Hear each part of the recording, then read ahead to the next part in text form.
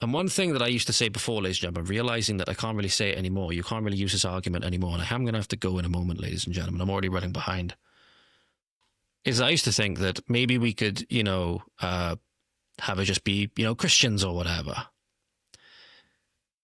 coming in from other areas of the world and whatnot. Realizing now that's actually not going to work whatsoever. Maybe after we've sorted our problems out, maybe some genuine asylum seekers for a little while, maybe some people from Nigeria temporarily, until, the Boko Haram problem can be sorted out. I can understand why people would even be objecting to that, with how much we've been subject to over the last 100 years nearly. But what you're seeing is people trying to game the system. So Telegraph has reported asylum seekers baptized in migrant hotel bathtubs. Conversion to Christianity abused on an industrial scale to support the asylum claims, says Shadow Home Secretary. Migrants are being baptized in asylum hotel bathtubs. You wonder why people are getting really, tired in a way of the way at least Christianity is manifesting in this country. Quote unquote Christianity. Tell me churches that elect female archbishops and all the rest of it, right? But they're being done by a Christian charity. Trying to, again, help these people to take over, whether they realize it or not. They probably think they're doing a good thing. They're really not. And Cardinal Robert Sarah will tell you that. Asylum seekers have undergone baptisms in taxpayer-funded accommodation despite concerns that Muslim migrants are only going through the process to gain asylum. It would be well within their process of taqiyya, ladies and gentlemen. Be well within the process of taqiyya that permits them to lie in order to further their political aims. Right? Which in this instance is turning Britain into one part more of the Islamic Caliphate. So of course they're going to game the system.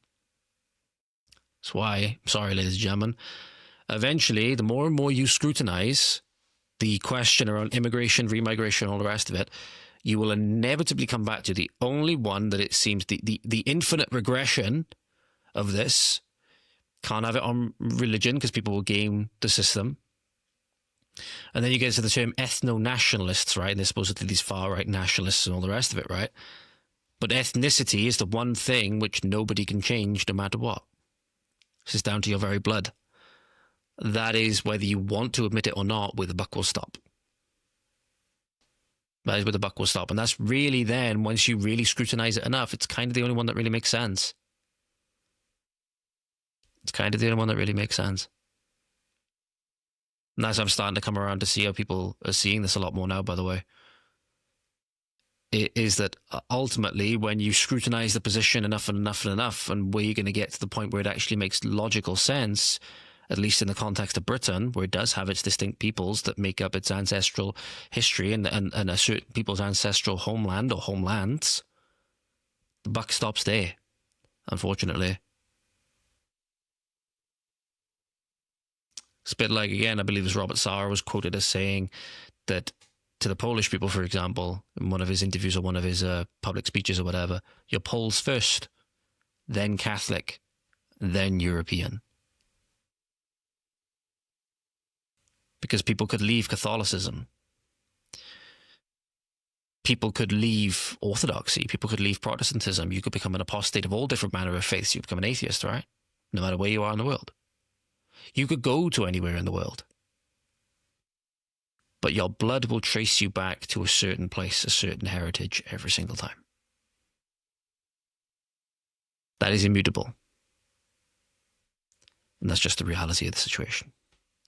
It shows you how people will game things like this, which is why, sadly, even something like, oh, okay, well, Christian immigration is okay. How do you know they're really Christians?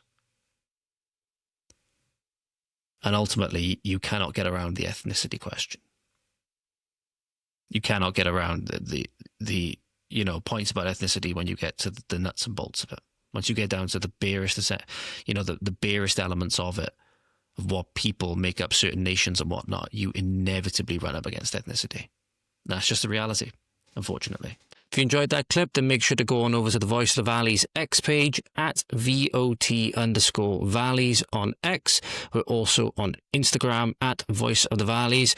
Make sure to like, share, subscribe, comment, all of that good stuff. Thank you so much, and we'll see you again soon. Godspeed.